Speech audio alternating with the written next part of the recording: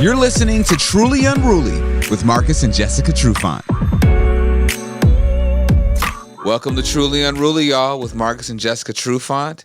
How have you guys been? Have things been well this week?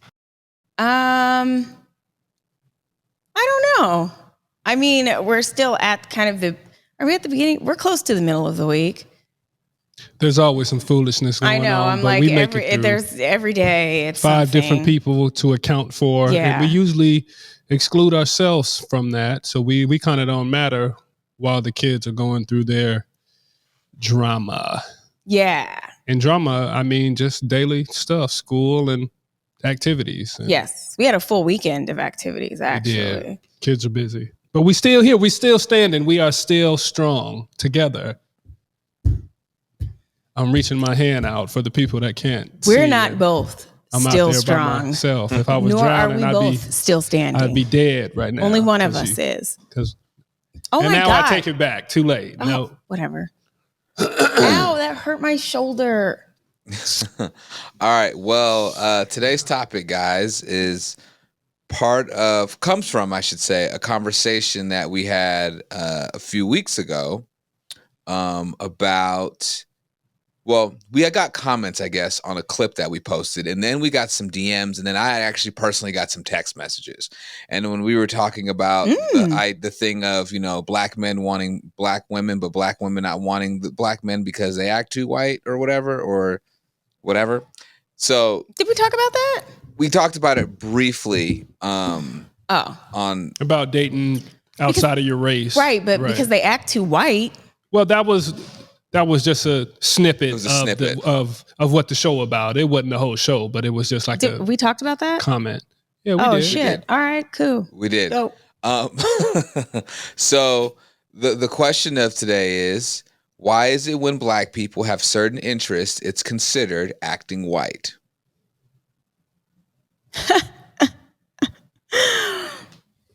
It's lame. That's like because well, I mean, I think there's many reasons why, and it depends on the interest. Some black people don't come from an area or have the means per se or something like that to pursue the interests that the other partakes in. And so I think that is one of the reasons why. And, when you have, for example, snowboarding and skiing. How many black people do we know that do, well, besides for the black people we snowboard and ski with? Mm-hmm. Like everywhere we go, there's not very many black people. And I'm sure when we say we snowboard and ski, that is considered kind of a white sport. Right? And plus, we don't like the cold. So that's another thing. But no, I just think there's many different reasons why. Or, you're a hater and you wish you could do those things. And so it's like, oh, that's white. That's white. Oh, well.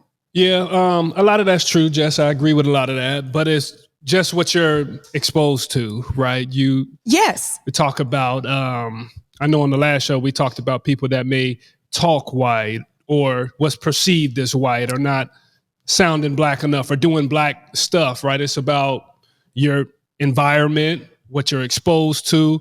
And I think it's super lame. As a young person, I can kind of understand where some of that may be happening. There's some teasing or something like that. If somebody's different, if they stand out and they're doing different stuff, they may dance a certain way. Well, nobody likes things that are different. I know, but I'm saying as an adult, though, that's why, like I say, it's lame for people not to want to experience things or think, okay, that's only for white folks or a type of culture.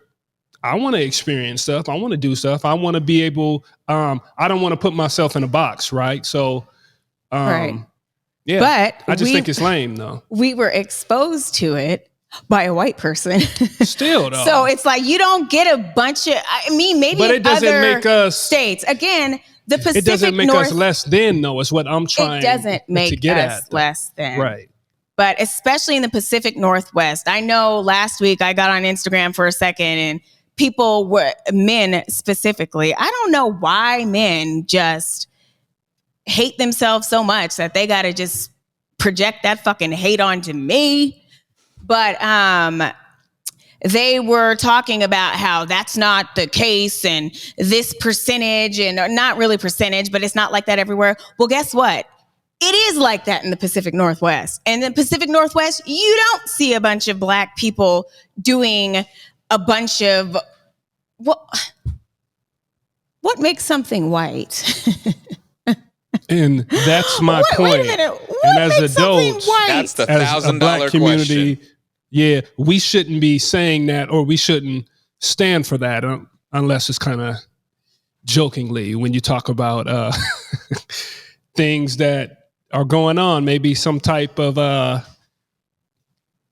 murderous stuff, and I can get in trouble for this. Oh, some of it This guy doesn't sound like black people, right? And I mean, it's a joke, but no, it is. I can, maybe you can look at some of the stats and you can see. It is not a joke. Right. The most violent people are specifically white men. They fucking preserved By the numbers, huh? slavery. They're the mass murderers. They're the mass rapists. They're like all thing. Netflix is really exposing it all because it's nothing but white men on these documentaries doing the most fucked up shit, starting cults, like having all these. Like I watching a good Netflix What black series people about a do cult. that? Yeah. Like I literally don't think it's in us. It's not innate. It's not built in us to do that kind of stuff. Or maybe we feel like we do not have the power and the privilege and the prestige like, white people do at times. And that's why, I mean, really, think about it. Let's not talk about the fucking DC sniper as a mass killing and the people that be shooting at each other and shoot people in the process. It's not intentional. But the intentional things, scary. But everybody's still scared of black men. Okay, totally off topic. Not really, though. I think it's on topic. And you talk about a regional thing. I've seen on social media, that's kind of where I get my news. I get all my facts and real information. I get my news from him now. There's groups of black folks that go out and do the skiing and the snowboarding and stuff but like not that. here. Right. I don't know how large a number that is, but in certain places, I don't even know exactly where it was.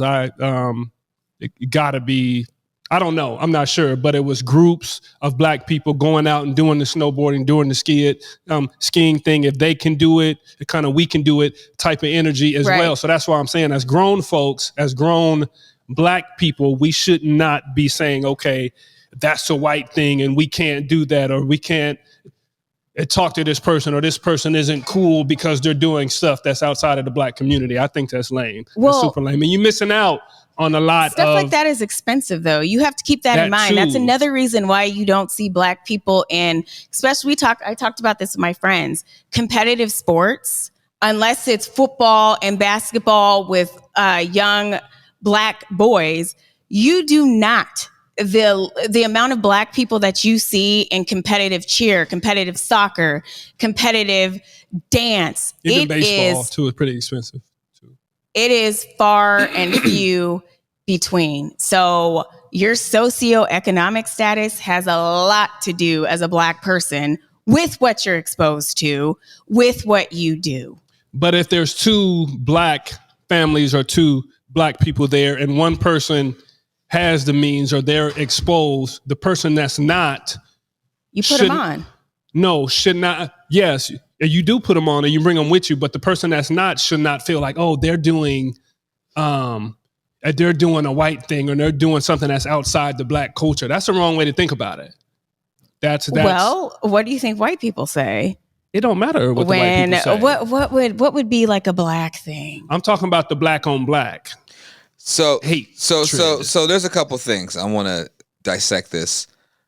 You have, and I could just use my own experience. Is that coffee? You have black people that have said that will sit there and tell you what you do. That's white people shit, or you sound white, or you like white shit. I've even had white people say you're the blackest white person I've ever met. I even had a Hispanic person try to tell me that shit.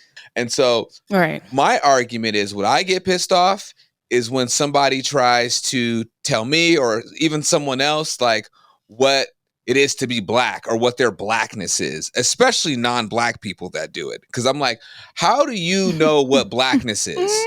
How can you tell me what's being black? You've never even experienced being black. And then it's wild is within our own community, we have this problem and this thing. It kind of relates to this, but we have this thing with, oh, well, you act hella light skin. That's some light skin shit. Or that's some dark skin shit. That's funny. You know, and you know what I'm saying? It's always been light is right, dark is wrong. And it's like colorism. Within our own community. So like, you know, that's another one that like really fucking gets underneath my skin. Cause I'm just like, if we really sit back and think about it, we all go through the same struggle, don't matter how light or how dark you are.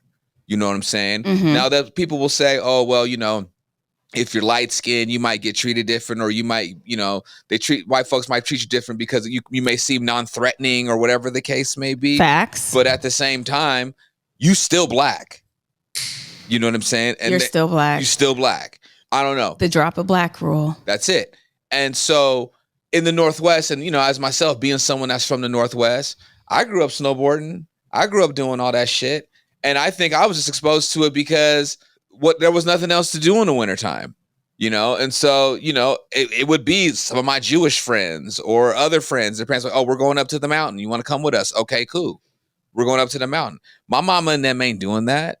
You know, I don't even know if my mom even know how to swim. You know, like, you know what I'm saying? Like, my mom comes from an era. Yeah, think about it. My mom comes from Jim Crow. It was different. Jim Crow era where you weren't allowed to go to the pool. So you weren't, so like, and if so, you would get and so like that you could die. So like that mentality has been passed down. That's why there is a lot of black folks our age that don't know how to swim because their parents never knew how to swim. So it just they keep passing that down. So it's like, he's on the swim team. That's some white people shit.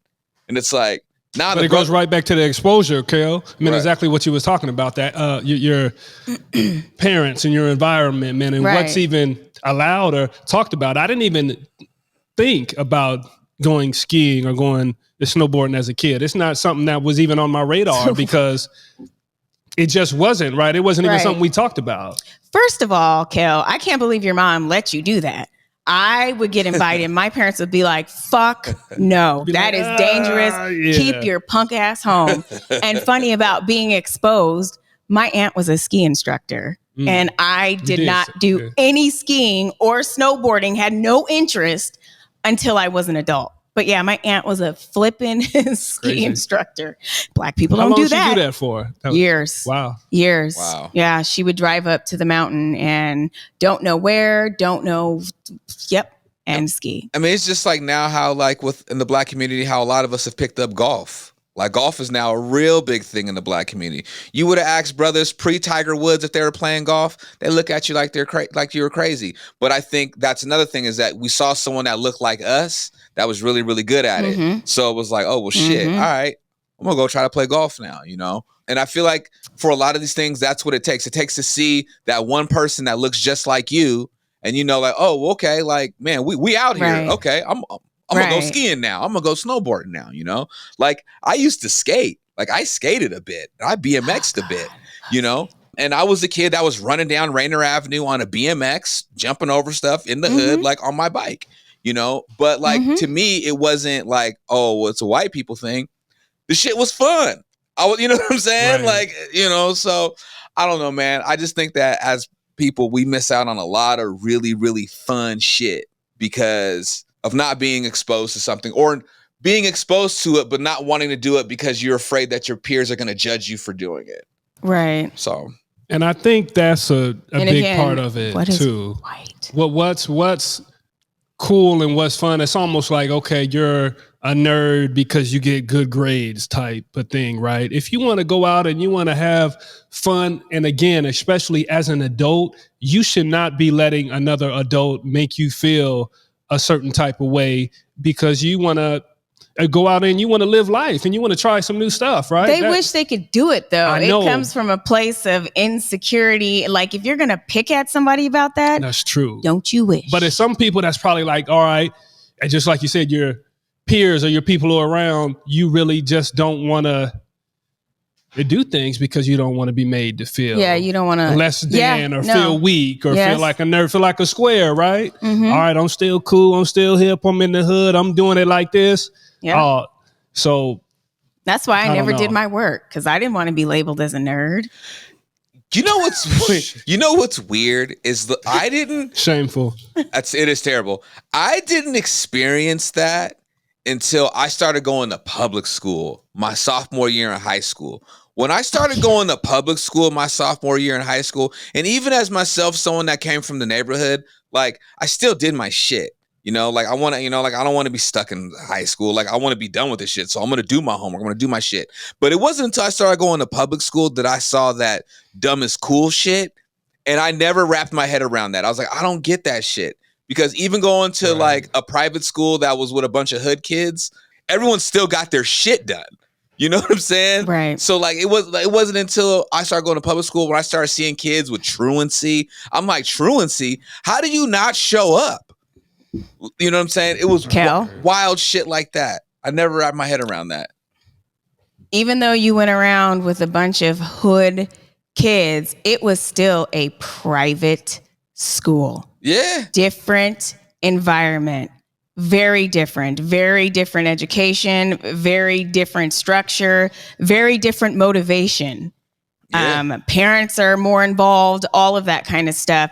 So yeah, when you go to public school, when you went to public school, I'm sure that was like a big shock. Like, what is this? Even for my kids going from private to public, they've been exposed to things that I don't think they ever thought they would be exposed to, but it's good for them. Mm-hmm. They need to see how the real world works. So, we were talking about like when you talk white and stuff like that. So I came from in pretty much all white elementary school. And when I transferred to middle school, there was a lot more Black kids, and they kind of all hung together. They all sat with each other at lunch, all that kind of stuff. So when I came in, naturally, I got made fun of because I was white. I was too white. I talked white, whatever. And at lunch, I would sit with my white friend and my Asian friend that came from my elementary school. And literally, it was like this. One day, it like came to a crossroads. All the kids sitting on the table, they were kind of like, why are you sitting there? Come sit over here. And I was kind of like, what do I do? What do I do? What do I do? What do I do? I don't want to get talked about anymore. Seriously, I don't want to get made fun of anymore. I don't want to do this. So I got up, sat at that table, and never dealt with my friends again. I was forced to make a decision. I mean, what do you do when you want to fit in? I wanted to fit in. And deep down, I'm Black as fuck. So I felt like as a young kid, that's tough though. That's it was tough. Oh my God, they made fun of me. They called me white girl. Like it was tough. It was tough. I got made fun of outside of school too by other people. So it was just, my son is down here and he's like looking at me like, but yeah. So anyways, kind of story about how. Yeah. Marcus, did you ever deal with anything like that? Or like the school you went to, was it predominantly Black? Well, I know you went to Wilson. Yeah, so I know Wilson was a little Caucasian. Wilson was a melting pot, I would say that. But it was on the north end. It was like on what some may call the white side of town. But I pretty much went to all Black elementary school, right? Started playing sports on the south side of town on the hilltop. So my experience is kind of the opposite, right? I grew up on that side of town, friends for the majority, or I guess for the most part, we're all black, right? Wait a minute. Sports. You tell me that you didn't even really know that like white kids pretty much existed when you were in school. Not because like that, it was, but they were the minority. Right, they were the minority. After school, right? And it wasn't a big deal to me. I didn't really think anything of it. I just thought that was a norm because that was my environment, right? And that's what I grew up in. And I was always around black people. So when we transferred and we moved across town, and then it was more of a melting pot. So it was a different experience, right? So I never really had to deal with that. I felt like I got to experience a little bit of everything, but you see the differences and you see how people treat you and different stuff like that. So my foundation, what I think is a lot different than Jessica's experience. My family is blacker than black, right? So you talk about, I talk about the holidays and all the get-togethers, and every time we got together, that was my experience. So that was just the music and all the culture stuff that you get as a young kid. I was all in. I was black and I was proud about that. It was fun, and that's what we did as a family, right? So anything outside of that, I couldn't even see it. I didn't even, I wasn't even paying attention to that. We're such opposites. We were black and we were cool and we was doing our thing, right? So I was all in, and I was a dark boy, right? So I got made fun of on that side from, of course, our own people, but that's just how it was at the time, right? And I was a quiet kid, so that's just how it was. But I kind of got to hide behind sports. I was always good in sports, so I kind of always got that thumbs up, right? I was always cool because I was doing my thing on the sports field. Still the same, being a black man. If you weren't an NFL player, you get different doors open for you. Would be shit on on a daily basis. You get treated so different. You still get the thumbs up. You've gotten the thumbs up your whole life. But yeah, Kel, I didn't deal with that, man. I grew up on the black side, and I had a great black experience as a young man. And I grew up on the white side. When Marcus first came to one of our family gatherings, he was like, what the fuck is this? Y'all ain't even playing music. What is going on? We play zero music. Are y'all doing? And when we did, we were line dancing. What in the all fuck is happening over here? I start coming around. I start bringing bottles around. He started bringing alcohol, getting the old folks to drink, all that kind of stuff. Yeah, no, it was a pretty sterile Marcus, get together. Marcus got exposed to those black Catholics and was like, "Oh shit, this is different." Yeah, I'm like, what is going on? Wait, but then one of the first parties I went to with his family, everybody is fucked up, and his aunts go get this giant wine glass, pour a bunch of wine in it, and they're all passing it to each other. Tradition. And they pass it to me, and I'm like, oh no, nope, thank you, no thank you, I can't do that. But yeah, I was like, what the fuck? What is going on? What is your family doing? Yeah, you guys are all drinking off the same fucking wine glass. This isn't communion. But yeah. But I love his family. I love them. It's funny because like my upbringing is like in the middle of both of you. So it's like my mom's side is like Jess's side, and Jess, you know that because our family went to the same fucking church. And then Marcus, my dad's side is like your side, which I didn't see a lot of them, but like when I did, they turned the fuck up, you know. And it's weird because like my grandparents lived in Mount Baker, which is this nice neighborhood, but then like I live on Othello in the hood in South Seattle. You know, so like I had this like thing where like I had like these white Jewish friends that were like in Mount Baker, but then I had like all my hood friends like in the neighborhood. And so like I got to see like both sides of the coin. Right. And so and that's good. I think that's good as a young kid, especially. Yeah. Well, it's great. Balance. Well, yeah. But then it helped me like develop what it is that I like. So like everything from like my music taste to like my fashion taste. It really like I was able to like to discover that and figure out who I am. So like I had a friend in school that used to always tell me, And he told me this now as adults. He goes, one thing I always respected about you, Kel, growing up, was that you always went to the beat of your own drum. You were never a follower. You were just always into what you like. So like, I'd be in the hood, hooping or have my headphones in kicking it. I'm listening to Marilyn Manson. You know what I'm saying? But then like an hour later, I got E40 in a major way playing. And so like, it would just, they'd be like, what the fuck is up with you? And I'm like, I like what I like.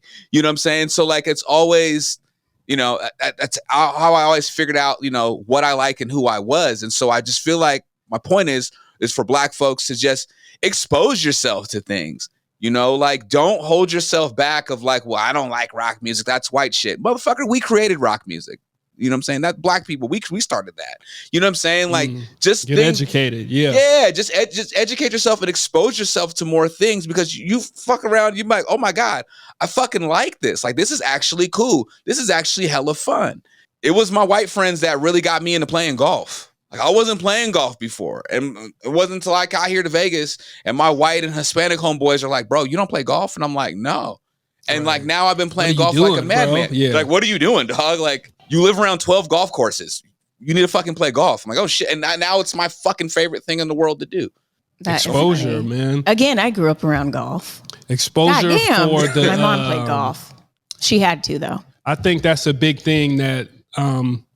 nowadays, I think it's not that much of the issue because of social media and all that kind of stuff. But if we look at our champions, our people that we look up to in sports and actors and the people who do music and stuff like that, they are those type of people that might have been looked at as squares or nerds because they were, going to the beat of their own drum, doing a bunch of different type of things, trying different things that weren't the norm, and it sets them apart, right? So that's something that we need to push. It's about conforming. We're supposed to conform. Being set apart is bad. It's wrong. Right. It's to be made fun of. It's to be stopped. But we got to push our youth, to see that and to step outside the box. And that's how you go on to do great things, because you're not scared to step outside that box and go against the norm, exactly like you said. So, yeah, that's what all our champions are doing. Our Black champions are people that's doing it big. And can I just say one last thing? I forgot to bring this up, but we had talked about this in the clip about the whole talking white thing, because that's the one thing that really fucking gets underneath my skin and is like my biggest gripe, is our ancestors were killed, maimed, raped, all kinds of horrific things done to them because they wanted to learn how to fucking read. Okay. And they wanted to be educated.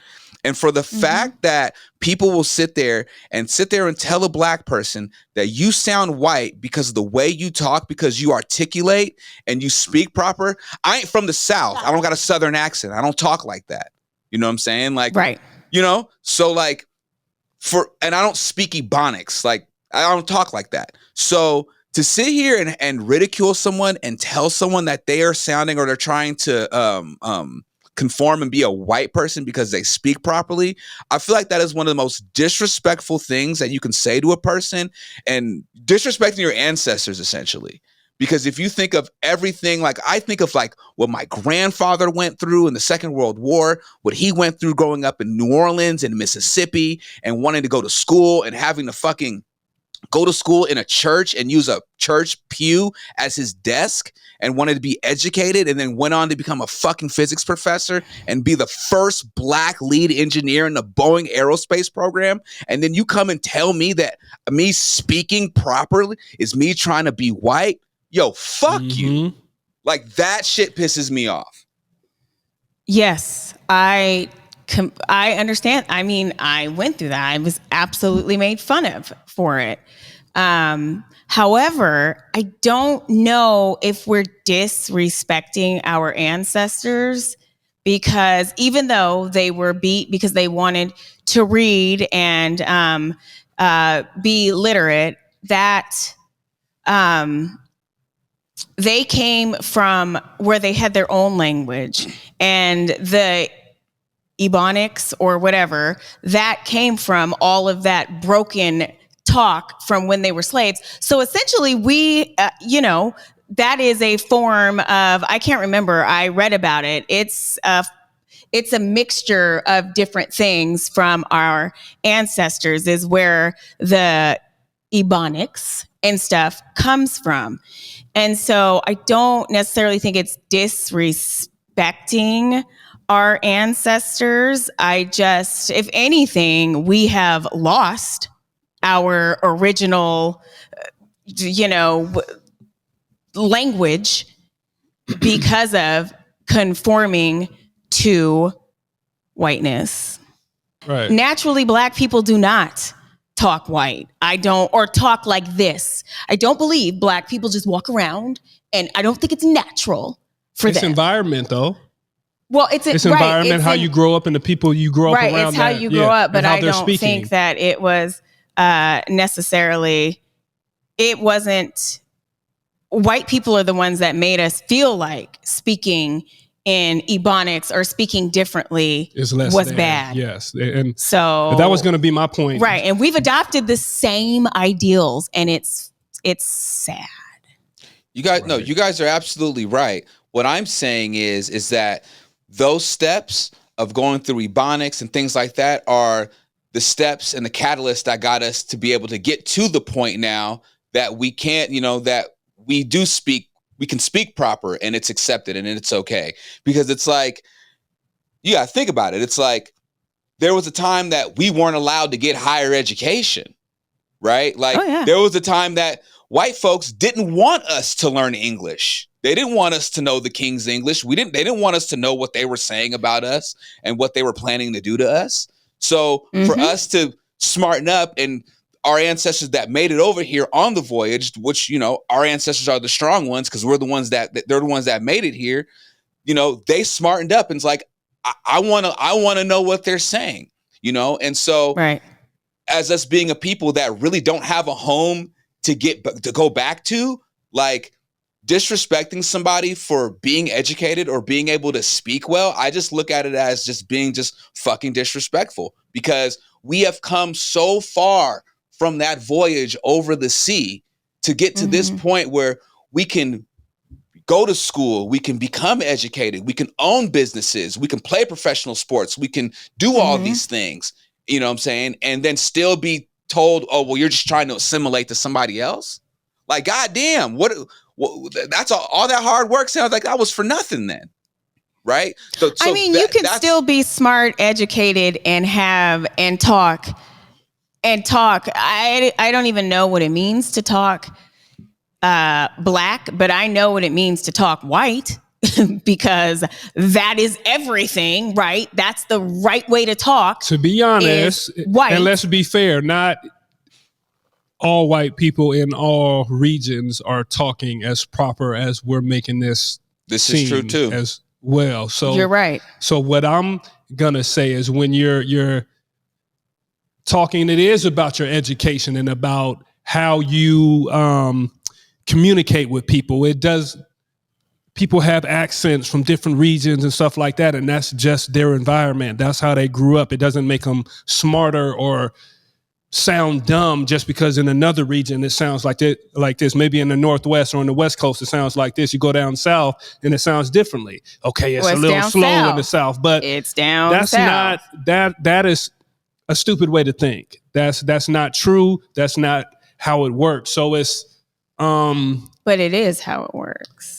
It shouldn't work. That's like how people think. Yeah, right, that's how popular culture has taught us to think. But at this point, I think most people are smarter than that, or the people that I deal with understand that that's not the case, right? I don't partake with people that are gonna put people down just because the way they sound, are gonna look at them a certain way. That's stupid, and it's not the type of people I care to be around. So you talk about Kale, you talk about the ancestors and all that stuff, and the disrespect. Yeah, but it's a go forward thing, and how do you grow and how do you build a community, especially in the Black community, because we're so split up, right? People from the West Coast, should be able to get with the people from South and grow and do business and make money together and make it happen, man, and grow the community and not have to worry about the BS. We're different. Well, I'm just saying in general. Definitely different. I'm just saying black people in general. Right. Well, like for instance, real quick, because I know we're running out of time, but do you guys know where the Southern accent even comes from? Because I can tell you right now. No, I don't. What is it? A mixture of, I don't know. It's a mixture. It's a mixture of British and Scottish accents. Okay, it's pretty much you take the British and Scottish accent and you pretty much draw it out and you slow it down, and that's pretty much where the Southern accent comes from. You go like to places like in the like Maryland and like Baltimore, how they talk, this do and do all that. That comes from the French. You come from where we're from in the Northwest. And it's funny, us from the Northwest. I go places and people are like, "Where are you from?" And I'm like, I'm from Seattle. They're like, you just have this weird accent. And there's an accent that we have up there that comes from the British, from the British settlement. So like, that's where a lot of these accents and stuff come from.